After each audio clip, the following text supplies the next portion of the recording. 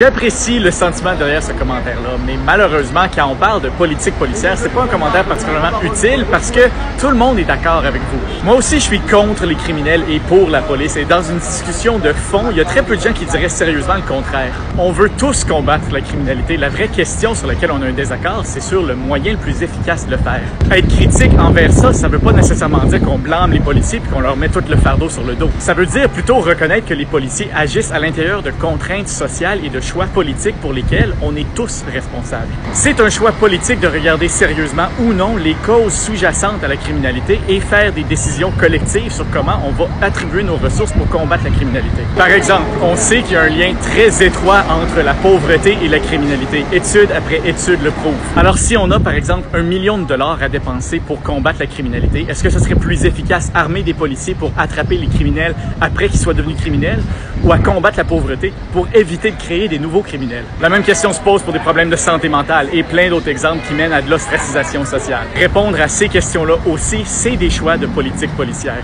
Maintenant, évidemment, il va toujours avoir une partie de la réponse à ces questions-là qui va exiger une présence de personnes armées pour nous protéger contre les méchants. Ça, c'est le travail des policiers actuels, il est important et je le respecte. Mais tant que notre politique policière se limite à traiter les symptômes de la criminalité et non la cause, on va se retrouver avec la situation actuelle. Des policiers qui sont obligés d'utiliser les quelques outils qu'ils ont pour répondre à des situations auxquelles leurs outils sont pas adaptés.